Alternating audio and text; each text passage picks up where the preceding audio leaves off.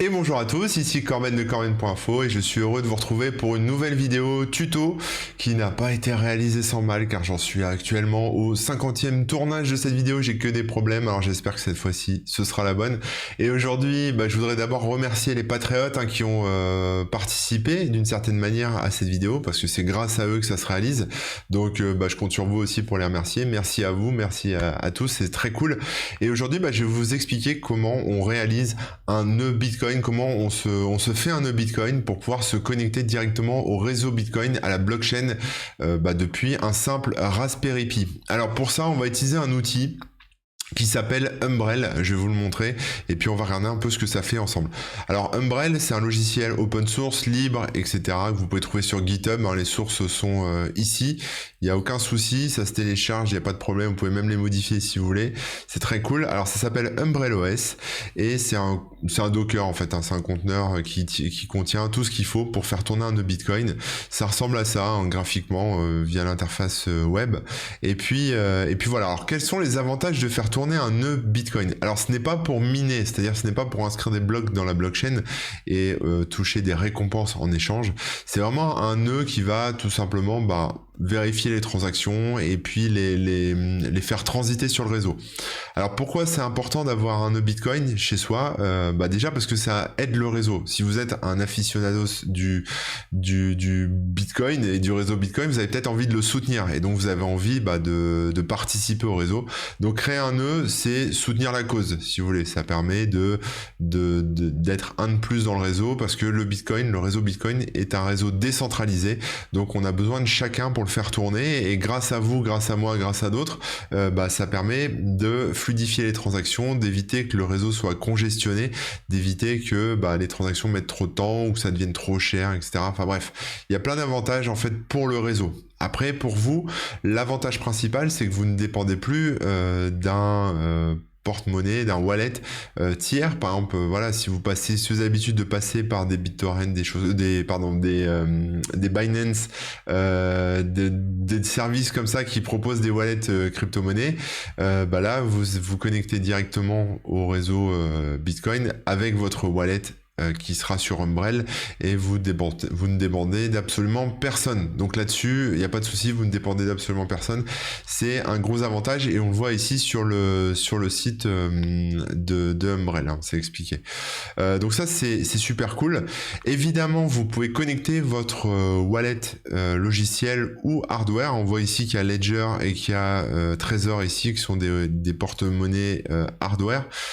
Directement, donc vous pouvez les connecter directement à votre nœud Bitcoin. L'avantage, c'est que vos transactions vont passer directement. Vous n'êtes pas à être à la queue leu derrière d'autres personnes sur le nœud, puisque ce nœud c'est le vôtre. Vous êtes prioritaire sur votre nœud, il n'y a pas de souci. Electrum est un portefeuille aussi logiciel, donc vous pouvez le configurer pour passer par votre nœud. Donc ça, c'est super cool. L'install, je vais y revenir après. Évidemment, avoir son propre nœud Bitcoin, ça permet de valider, comme je disais, toutes les transactions et d'avoir une copie de sa propre blockchain, enfin une copie de la blockchain Bitcoin. Donc ça évite de se faire enfumer, si vous voulez, avec des copies foireuses de la blockchain. Là, vous êtes sûr que vous êtes vraiment sur le réseau Bitcoin, il n'y a aucun doute et il n'y aura pas de souci, quoi. Évidemment, ça supporte à la fois le réseau Bitcoin Core, donc le réseau Bitcoin historique, et le réseau Lightning, qui est, en fait, je vais pas m'étendre trop sur Lightning, mais si vous voulez, c'est une layer 2, donc c'est un réseau qui vient en surcouche au réseau Bitcoin ou à d'autres, comme le Litecoin, etc., qui permet d'avoir des transactions plus rapides et moins chères. Donc ça, c'est cool. Et donc Umbrel fait les deux, c'est gérer les deux. Donc je vous montrerai ça aussi après. Et sur Umbrel, il y a un petit store d'applications qui est très cool, qui va vous permettre de faire plusieurs choses. Et je vais vous montrer aussi après ce qu'il y a dedans. Donc ça, c'est intéressant. Voilà un peu pour le tour des fonctionnalités. Évidemment, donc pour vous, en termes d'intérêt, Vous l'aurez compris, pas de récompense financière, hein, pas de, contrairement aux mineurs, là vous ne toucherez rien. Ça fonctionne sur le réseau Tor, donc c'est-à-dire que vous préservez votre vie privée, votre anonymat, et ça c'est super cool parce que du coup, quand vous faites des transactions, on ne sait pas forcément d'où elles viennent parce que vous masquez votre adresse IP. Donc ça c'est super intéressant. L'intérêt de passer par Tor surtout, c'est que par exemple si vous faites une transaction Bitcoin, bon, elle est, on va dire, de fait anonyme, puisque on peut quand même les tracer, mais on sait pas forcément qui est derrière. Si vous passez par un service tiers, type Binance, Bitpanda, etc., pour effectuer vos transactions, vous avez forcément votre identité qui est associée. Donc ça, c'est un problème. Avoir son nœud et son wallet directement connectés à la blockchain, ça évite justement de devoir dévoiler son identité. Donc ça, c'est super cool. Et le fait de passer par Tor, c'est que si en plus vous utilisez des applications par-dessus, comme une application d'Explorer, de Blockchain Explorer, comme ce que propose par exemple blockchain.com, qui permet d'explorer la blockchain et de voir où en sont les transactions, bon là c'est vous qui gérez ça vous-même, vous n'avez pas besoin d'aller sur des services tiers pour voir où en sont vos transactions. Donc quelque part vous protégez aussi votre anonymat avec ça. Évidemment, le fait de passer par Tor permet de disposer d'une URL en .onion qui vous donne accès à votre serveur Umbrel, à votre nœud, depuis n'importe où sur la planète au travers d'internet et de manière sécurisée, donc ça c'est super cool. Umbrel gère les sauvegardes automatiques, donc ça c'est très très bien aussi, hein, ça permet d'éviter tout problème. Vous aurez une clé aussi de 24 mots-clés s'il y a des besoins de récupération, je vous montrerai ça juste après. Et puis tout est libre et open source, donc ça c'est parfait, si vous voulez modifier les sources, les contrôler, les auditer, il y a moyen. Donc pour l'installation maintenant ça peut se faire de deux façons, soit au travers d'un Raspberry Pi, et c'est l'option que je vais préconiser parce que c'est l'option la plus simple qui est accessible aux débutants, aux noobs que nous sommes tous, et il y a la version pour PC si vous avez un Linux, Debian, Ubuntu, ou si vous avez une machine virtuelle sous Mac ou sous Windows avec un Ubuntu, une Debian dessus, vous pourrez faire tourner Umbrel dessus sans aucun souci. C'est une autre procédure d'installation, je vous laisserai aller voir ça, il n'y a pas de souci, mais nous on va vraiment utiliser un Raspberry Pi, et ça va être trop cool. Alors moi j'ai un Raspberry Pi 3 ici qui est assez ancien, je sais pas de quand il date, 2017, il est ancien, et non seulement il est ancien, mais en plus Umbrel n'est plus supporté sur la dernière version d'Umbrel ne fonctionnera plus là-dessus. Vous pourrez trouver des versions d'Umbrel précédentes, mais vous aurez moins de fonctionnalités et éventuellement des bugs de sécurité qui vont avec. Donc je vous recommande pas d'utiliser un Raspberry Pi 3 pour ça, je vous recommande plutôt d'utiliser un Raspberry Pi 4 parce qu'il faut un peu de puissance effectivement, et il faut quelque chose avec un peu de RAM, et puis voilà, c'est avec ça que va fonctionner Umbrel. Alors comme vous pouvez le voir sur le site que je suis en train de vous montrer, vous aurez besoin aussi d'un SSD de 1 Tera. Voilà, donc là j'en ai un, c'est un petit Samsung que j'ai depuis un moment, il n'est pas très rapide, mais bon, ça va quoi, ça reste quand même du SSD, donc c'est cool, et ça fait la taille d'une carte de crédit, même plus petit que la carte de crédit, donc je l'adore ce petit SSD, je l'emmène partout. Et donc ce SSD, pourquoi 1 Tera ? Parce que la blockchain Bitcoin prend beaucoup de place, plus tout le reste, hein, les fichiers techniques on va dire, etc. Ça bouffe de la place et il a besoin de ce SSD pour fonctionner, il a besoin de 1 Tera pour fonctionner. Voilà, au-delà de ça, vous aurez besoin d'une carte SD, micro SD, pardon, pour mettre dans le Raspberry Pi. C'est là-dessus que va tourner Umbrel OS. Donc moi j'en ai une de 32 Go, 16 Go suffiront. J'ai l'adaptateur aussi, qui sera utilisé pour mettre la carte micro SD et pouvoir déployer Umbrel OS dessus. Et puis il vous faudra une alimentation pour alimenter le Raspberry Pi. Alors le Pi 4 fonctionne avec de l'USB type C comme celui-ci. Je vais essayer de vous montrer de manière un peu plus près. Voilà, l'USB type C comme celui-ci. Voilà, le port est ici, hein, pour les curieux. Voilà, ici, là. Donc je vous recommande vraiment de prendre une alimentation dédiée. Si vous prenez juste un câble, que vous connectez à un ordinateur, une machine, un truc qui balance du jus dans un port USB, vous risquez d'avoir des problèmes de sous-alimentation de votre Raspberry, et donc vous allez avoir des erreurs d'écriture sur la carte SD, vous allez avoir des problèmes et potentiellement endommager le matériel. Donc investissez dans une vraie alim, vous en trouverez sur Amazon, sur les sites spécialisés en matos Raspberry Pi, etc. Voilà. Trouvez la bonne alim qu'il vous faudra pour alimenter votre Raspberry Pi. Et évidemment, un câble Ethernet, puisqu'il faut que ça soit relié au réseau via Ethernet. Donc voilà, on a tous les ingrédients sont réunis. Maintenant, je vous propose qu'on passe à l'installation. Alors pour l'installation, vous allez voir, c'est super simple, parce qu'en fait tout est très bien expliqué sur le site de Umbrel. Vous cliquez ici sur le bouton Auto Install ici, et puis voilà, je suis déjà à l'étape 6, pardon. Vous avez la liste du matériel, donc il insiste aussi sur l'alimentation. Vous devez télécharger Umbrel OS. Donc moi je l'ai déjà téléchargé, hein. C'est un zip qui fait à peu près 1 giga. Il y a dedans un point .img qui sera déployé sur la carte SD, donc ça c'est voilà, c'est à télécharger. Ensuite vous aurez besoin de Balena Etcher. Alors si vous suivez mon site, vous connaissez forcément Balena Etcher, qui est un outil qui marche sous Windows, sous Mac et sous Linux, qui permet de déployer les points IMG sur les cartes SD, hein. C'est très utilisé par les gens qui utilisent, qui ont des Raspberry Pi, mais ça peut marcher pour d'autres trucs aussi, il n'y a pas de souci. Donc Balena Etcher, ça se télécharge sur le site balena.io tout simplement. Ensuite donc là, l'étape suivante c'est mettre la carte micro SD dans l'ordinateur, donc c'est ce que je vais faire. Vous allez voir, bougez pas, je reviens tout de suite. Si j'y arrive, c'est loin, c'est compliqué et c'est pas droit. Hop, je vais bousiller ma carte SD, voilà, elle est dedans. Donc ça c'est bon. Ensuite on va lancer Balena Etcher, donc comme indiqué ici. Donc moi j'ai lancé l'outil, il est là, voilà, Balena Etcher. Et donc là on va faire flash from file, donc on va faire un flash à partir d'un fichier. Donc vous pouvez récupérer ça, soit le point zip que vous venez de télécharger qui se trouve ici là, Umbrel OS en point zip, soit l'IMG directement qui est décompressé. Alors je vois que il y a depuis le 12 juin, j'avais la 3.12, il y a une mise à jour en 3.13, donc on va rester sur la dernière version. Le point zip. Ensuite, il faut choisir la target. Donc la target, c'est la carte SD. Alors là, je vous demanderai un peu d'attention. Réveillez-vous, soyez avec moi dans l'instant présent, parce qu'il va pas falloir vous tromper. Si vous cochez le mauvais disque, par exemple celui-ci, qui est ou celui-ci, qui est mon disque de système d'exploitation, de mon ordinateur, vous allez formater le mauvais disque. Vous allez formater un disque de votre OS, qui contient votre OS, ou un disque qui n'est pas prévu pour ça. Donc vérifiez bien que vous cochez bien le lecteur qui contient la carte SD que vous venez de mettre dans votre ordinateur. Donc moi j'en ai une de 32 Go ici, c'est bien celle-ci, donc j'en suis sûr. Voilà, faites attention à cette étape, hein, sinon vous allez aller vers des catastrophes. On fait select et ensuite on vérifie, tout est bon, ok, et on clique sur flash. Là ça va lancer on va dire la création de la carte SD. Donc il me demande un petit mot de passe. Et ça va tout simplement donc dézipper le fichier et puis appliquer le point IMG sur la carte SD. Donc je vous propose qu'on se retrouve tout de suite après.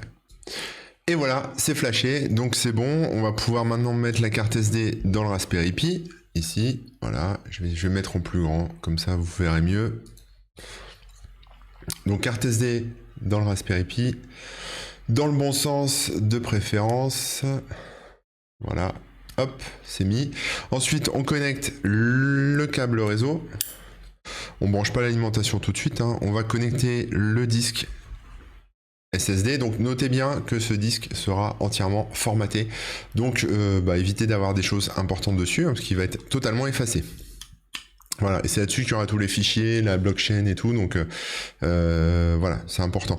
Il faut savoir un truc, c'est que Umbrel, si jamais vous changez de carte SD, vous avez un problème avec la carte SD et que vous remettez l'OS d'équerre, vous remettez Umbrel sur une nouvelle carte SD, il va retrouver ses petits, parce qu'en fait, tout sera là-dessus, donc il va retrouver votre clé, il va tout retrouver. Donc vous ne perdrez pas de fichiers si vous perdez la carte SD. Par contre, si vous cramez le disque SSD ou si vous perdez le disque SSD, il faudra bien vos 24 mots-clés pour pouvoir restaurer votre portefeuille Bitcoin, sinon vous perdez tout. Hein. Donc c'est important de le savoir, je préfère le souligner. On va donc l'alimenter en branchant le câble d'alimentation ici, voilà. Et alors vous le verrez peut-être pas parce que c'est tout petit, mais il y a des lumières qui s'allument en rouge et vert. Alors le vert passe pas parce que j'ai mon petit fond vert, mais voilà, ça va lancer Umbrel. Ça peut prendre plus ou moins de temps en fonction de la vitesse d'écriture de votre disque SD, etc. Ça prend environ 5 minutes au lancement. On va regarder, alors je vous propose qu'on se remette sur mon ordi. Hop, On va regarder un peu les étapes. Donc ça, c'est ce qu'on vient de faire. On vient de mettre la carte SD dans le Raspberry Pi. On a connecté le SSD. On connecte au routeur avec le câble Ethernet et puis on allume l'alimentation, on branche l'alimentation et voilà. Et ensuite le site nous dit d'aller sur umbrel.local en HTTP. C'est l'URL locale, donc là je pense pas qu'elle fonctionne tout de suite puisque le Raspberry Pi est toujours en train de démarrer, donc le service n'est pas encore lancé. Si vous n'y arrivez pas par cette adresse ici, il faudra trouver l'adresse IP de votre Raspberry Pi. Et alors pour ça, soit vous allez sur votre routeur et vous trouvez quel appareil est connecté qui pourrait correspondre à votre Raspberry Pi et vous aurez l'adresse IP qui va avec, soit vous utilisez Ngri IP Scanner qui est un super outil qui va scanner en fait toutes les adresses IP de votre réseau local et vous dire à quoi correspond telle ou telle IP, etc. Donc c'est pour retrouver l'adresse IP de votre Raspberry Pi, de votre Umbrel en cas de besoin. Donc on va le laisser démarrer et puis il est en train de démarrer, c'est parfait. On va le laisser démarrer, on se retrouve tout de suite. Donc voilà, il me dit Welcome to Umbrel. Donc votre voyage peut commencer maintenant pour devenir Bitcoin. C'est marrant parce qu'en fait ils associent vraiment la création d'un nœud avec le fait de devenir Bitcoin. En fait on fait partie du réseau, donc on devient nous-mêmes un maillon de ce réseau Bitcoin. Donc on peut dire Bitcoin c'est moi quoi. Je fais partie de Bitcoin, c'est pas une société, voilà, je fais partie de Bitcoin, je fais partie du réseau Bitcoin et pas uniquement pour transmettre de la crypto-monnaie, mais aussi pour faire vivre le réseau. Donc je vais vous montrer comment ça se passe l'installation d'Umbrel. Donc vous faites Start ici, et là il va vous demander votre nom. Donc moi je vais mettre mon nom, hein. Vous mettez ce que vous voulez, c'est un pseudo, c'est pas partagé avec des tiers, donc il n'y a pas de souci. Je vais zoomer un peu, comme ça on verra un peu mieux. On va faire Next. Ensuite, il demande un mot de passe. Donc là, ce que je vous recommande, c'est de générer un mot de passe, hein, tout simplement. Vous voyez, avec un outil comme LastPass, je peux générer des mots de passe. Donc je vais le générer hors écran, même si ici, pour les tests, c'est pas très utile, puisque de toute façon, vous verrez ma clé privée, c'est vraiment pour les tests. Hein, donc il n'y a pas de secret pour vous, vous verrez tout. Donc voilà, je mets mon mot de passe ici. Je vais faire Next. Il me demande de confirmer mon mot de passe, je fais Next, voilà. Et ensuite, il me dit, attention, tu vas annoter tes mots secrets. Alors les mots secrets, il y en a 24. Je vais encore une fois attirer votre attention parce que c'est super important en fait. Si vous notez pas ces mots et que vous perdez l'accès à votre portefeuille, vous perdez votre thune, d'accord? Donc il faut les noter. On peut recover, c'est-à-dire remettre des anciens mots d'un autre wallet. On peut les noter plus tard ou on peut faire les étapes suivant et noter tous les mots. Alors je vais vous montrer ce que ça donne, mais je vais pas les noter parce que moi ça me gonfle. On le fera plus tard. Mais voilà, vous voyez, il me sort des mots et donc après on passe au suivant. Et on passe au suivant. Et on passe au suivant. Donc faut noter bien tous ces mots dans l'ordre. C'est très important, notez-les dans l'ordre. Et ce sont vos 24 mots-clés qui vous permettront de récupérer votre portefeuille. Par exemple, si je fais Recover ici, il va me demander de rentrer tous les mots. Numéro 1, numéro 2, numéro 3, etc. Et ça va restaurer votre accès à votre crypto-monnaie, donc à votre argent, à vos fonds. Moi, je vais les récupérer plus tard, comme ça je vous montrerai comment ça se présente. Donc on va faire... évidemment, il y a un petit bug, on va faire Back. Not down later, non il veut pas, je crois que j'ai commencé la procédure et c'est mort.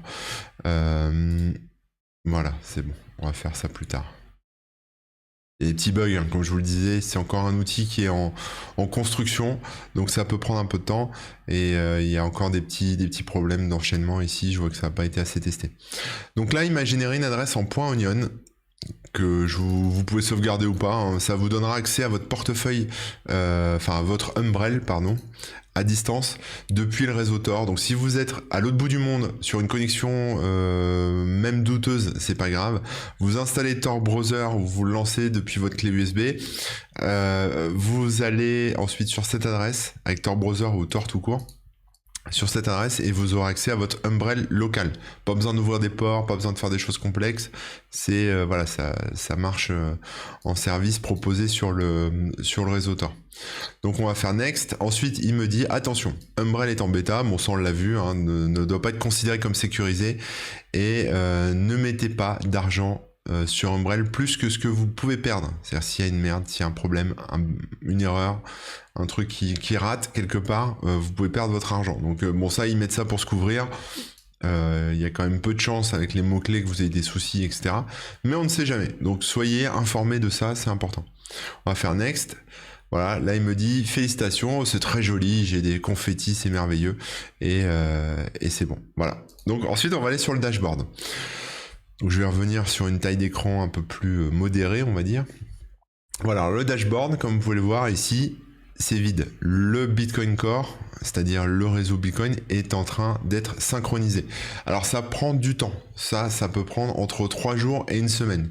Moi, dans mes tests précédents, ça a pris 5 jours. Donc ce que je vous propose, c'est qu'on se retrouve dans une semaine. Allez, à tout de suite. Et nous voilà donc 5 jours plus tard. Alors moi, pas vraiment 5 jours parce que j'avais déjà fait plusieurs essais, donc j'avais déjà une blockchain synchronisée. Voilà, mais vous voyez, bon là c'est à 100% et on est bien sur le dashboard de Umbrel. Alors entre temps, il y a eu aussi une mise à jour par rapport à la version que j'ai installée, donc on verra s'il y a des modifications, mais je pense que ce ne sont que des corrections de bugs, donc c'est pas très grave. Alors je vous présente un peu l'outil, hein. Donc on a ici le dashboard qui nous dit bonjour.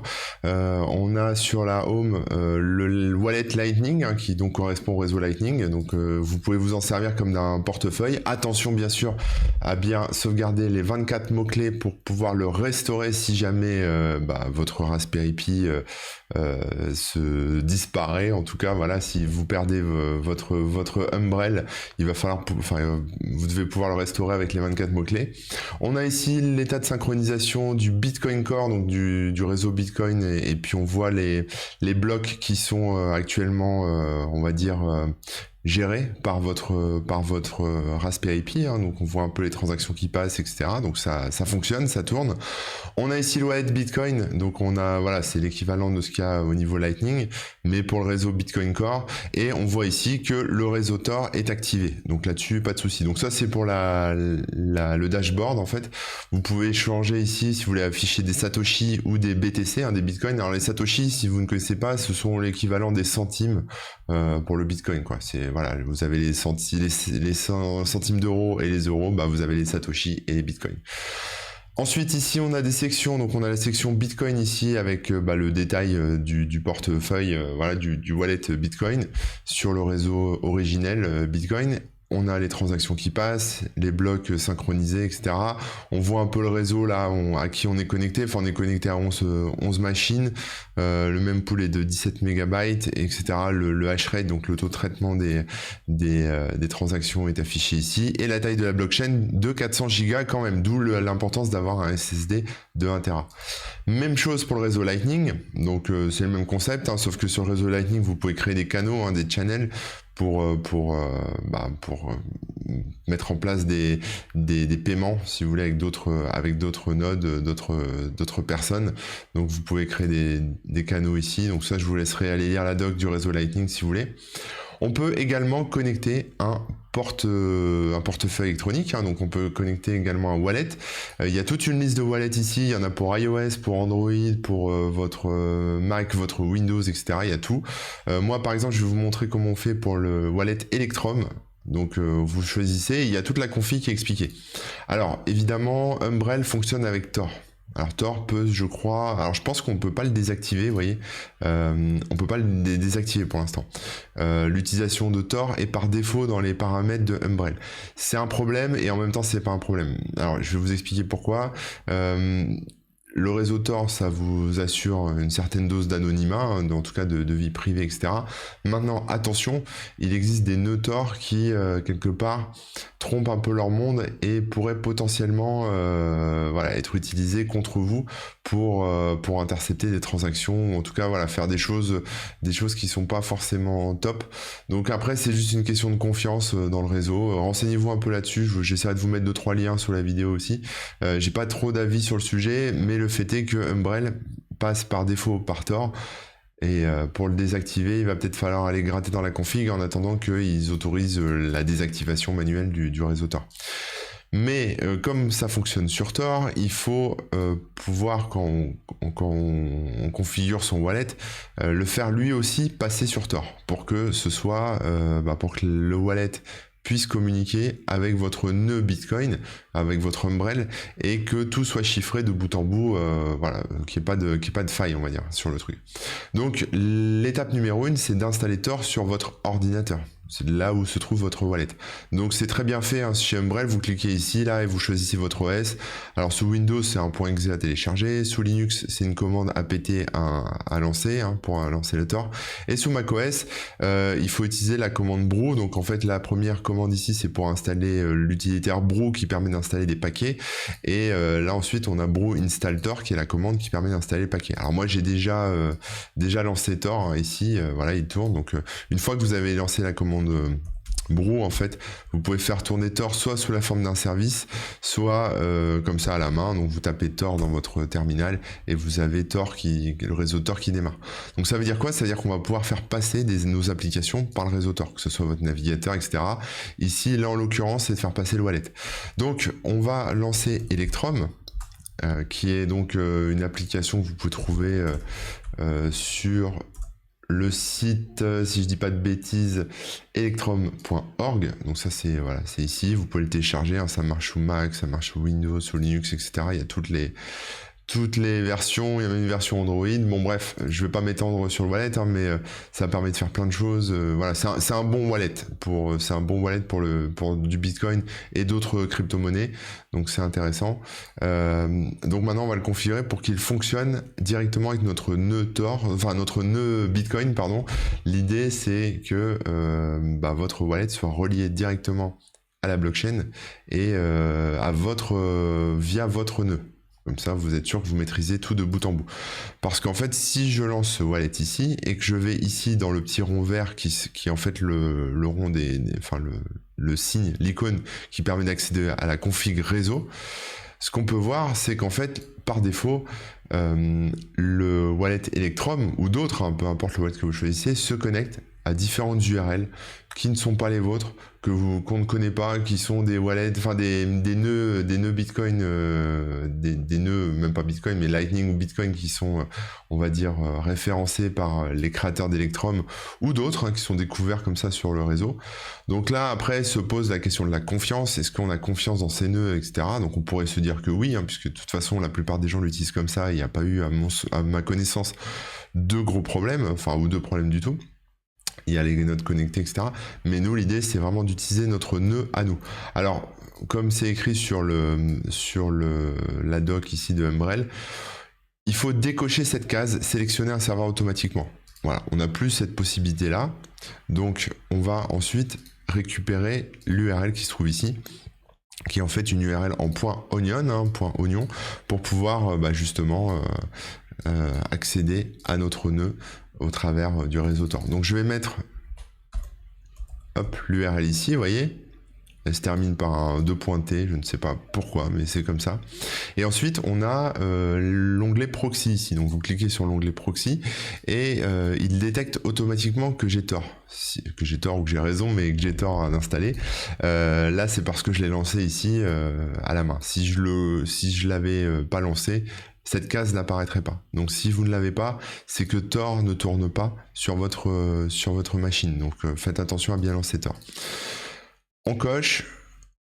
Voilà, hop. Alors, je coche. Pourquoi il veut pas que je coche? C'est le proxy. Ah voilà, ça met un peu de temps. Bon voilà, il y avait un petit lag. Effectivement, je coche, donc il coche par défaut la petite case en dessous. Tout est configuré sur le port 9050, hein, qui est le port utilisé par Tor. Je fais fermer, je retourne dans mon wallet et je vois ici que le rond est passé de vert à bleu. Oui, c'est ça, de vert à bleu. Ça veut dire quoi? Ça veut dire que je passe par quelque chose, par mon propre nœud et au travers d'un proxy. Voilà, tout simplement. Donc là, maintenant, c'est bon, en fait. Félicitations, vous venez de le faire, c'est cool. J'ai mon wallet qui est bien connecté à mon nœud Tor directement. Et là-dessus, il n'y a pas de malaise. Donc, en fait, quand je ferai des transactions Bitcoin au travers de ce wallet, il sera automatiquement routé via mon nœud Bitcoin. Donc ça c'est plutôt cool, voilà. Donc c'est comme ça qu'on connecte un wallet et qu'on le fait fonctionner avec son Raspberry Pi, avec son Umbrel. Ensuite, quelque chose d'intéressant, c'est qu'on a un App Store. Donc je vous montre un App Store dans Umbrel qui permet d'installer des applications. Alors il faut savoir que bon, si vous faites une transaction, vous envoyez des bitcoins à quelqu'un, parfois il arrive qu'on veuille savoir où se situe cette transaction. Est-ce qu'elle a été validée? Est-ce qu'elle est en cours de validation? Enfin, ça peut être parfois un peu stressant. Et en général, pour ça, on va sur des Blockchain Explorer, des explorateurs de blockchain, qui sont des services tiers sur blockchain.com, sur voilà, ce genre de service. Je peux vous montrer, si vous voulez, à quoi ça ressemble. Mais voilà, si vous allez par exemple sur blockchain.com, qui est un des plus connus, vous avez... Alors, j'attends que ça charge. Voilà, vous avez ici en haut Explorer, et dans Explorer, on voit toutes les transactions qui sont passées récemment, et on peut tout suivre.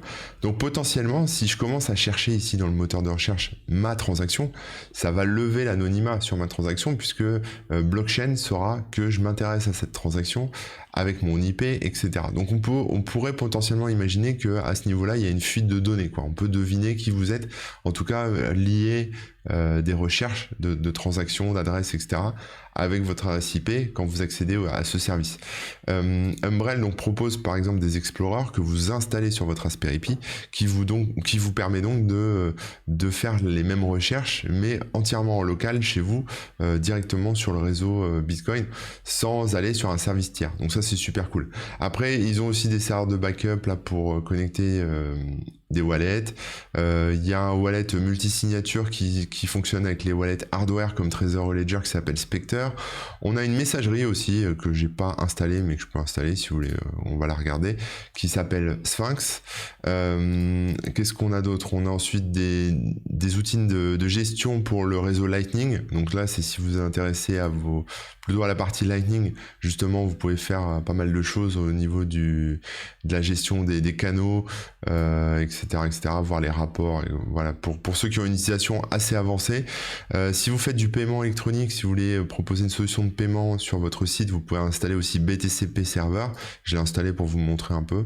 Voilà, donc il y a quelques applis, il n'y a pas grand chose, mais ça reste quand même des applications intéressantes pour les gens qui veulent être autonomes au niveau du réseau Bitcoin et proposer leur propre, connecter en tout cas leur site ou leur service directement sur le réseau Bitcoin sans passer par un tiers plus ou moins de confiance. Voilà. Donc si je lance ici, donc là dans l'App Store je vois les applications, donc après en fait ça sont installées sur mon Raspberry Pi et je peux les afficher. Donc là bon voilà, on a BTCP Server, faut se créer un compte visiblement ou se loguer, etc. Donc bon, je vais pas m'étendre là-dessus, c'est pas l'objectif du tuto. On a Mempool qui est en place, donc je peux voir les dernières transactions aussi, comme ce qu'on voyait sur Blockchain Explorer ici, sauf que ici ça tourne en local et on voit tout ce qui se passe sur la blockchain, et on peut comme ça interroger la blockchain pour savoir où on en est au niveau des transactions et de la validation des transactions. Donc voilà, là on a le détail d'une transaction, voilà, il y a 40 minutes, 5 $ de fees, et voilà, et on a le nombre de bitcoins, etc. Enfin bon, on voit un peu, elle est non confirmée, donc on a du détail là-dessus, etc. quoi. Voilà, on peut voir un peu tout ce qu'il y a dedans. Donc ça reste c'est un outil d'exploration de la blockchain Bitcoin qui est super intéressant. Et puis Sphinx Relay que j'ai pas testé encore, qui visiblement permet justement de se connecter avec une appli pour pouvoir faire de la messagerie. Donc si vous voulez communiquer de manière sécurisée et décentralisée avec d'autres personnes, vous pouvez utiliser Sphinx Relay au travers de votre Raspberry Pi. Voilà, ensuite dans les paramètres, comme je vous montrais, on peut gérer le réseau Tor. Donc là effectivement on n'a pas grand chose, tout est bloqué. On a une adresse en .union ici que vous pouvez utiliser ensuite sur du réseau Tor pour pouvoir accéder à distance à votre Raspberry Pi, donc ça c'est important. Vous avez le backup automatique, pareil on peut pas le désactiver mais ça c'est cool. Le backup se fait donc de manière chiffrée et sur votre disque dur, donc c'est à dire que si vous remontez un Umbrel ailleurs et que vous récupérez le même disque, vous avez le backup qui est là. Bon voilà. Les mots secrets, alors ça c'est important, je vous en ai pas parlé. Tout à l'heure on a vu lors de l'installation qu'on pouvait sauvegarder des mots-clés, il faut bien les sauvegarder. Si vous faites view, alors il vous redemande votre mot de passe pour plus de sécurité. Est-ce qu'il va me l'afficher? Est-ce qu'il va me l'afficher? Je sais pas s'il va me l'afficher. On va essayer de l'afficher. Hop, voilà. Alors vous pouvez voir les mots de passe, hein, c'est pas très grave. Mais de toute façon, après moi je la fais sauter la session, donc il n'y a pas d'anonymat là-dessus. Donc on voit ici qu'effectivement, on a les différents mots-clés, donc il faut les noter, hein, tous. Notez-les bien, mettez-les en sécurité, parce qu'après, il faudra pouvoir les ressaisir à l'installation d'un nouveau Umbrel, si jamais vous voulez récupérer votre portefeuille. Voilà, donc c'est un peu long comme étape, c'est un peu fastidieux, parce qu'il faut cliquer sur tous les trucs, mais bon, une fois que c'est fait, vous le faites une fois, et c'est bon, quoi. Mais c'est super important, hein, pensez bien à les noter. Je vais essayer d'aller jusqu'au bout pour voir ce que ça donne. Voilà, 24, bon, il n'y a rien après. Voilà, et ensuite, vous pouvez changer le mot de passe ici. Et attention, si vous voulez débrancher votre Umbrel, pensez bien à passer par ce menu pour éteindre, shutdown, redémarrer, restart, etc. Parce que si vous le débranchez comme ça de manière sauvage, ça peut corrompre le SSD, la carte mémoire, voire flinguer votre Raspberry Pi. Donc c'est pas le pied, quoi. Donc vaut mieux, si vous voulez l'éteindre, cliquez tout simplement sur shutdown.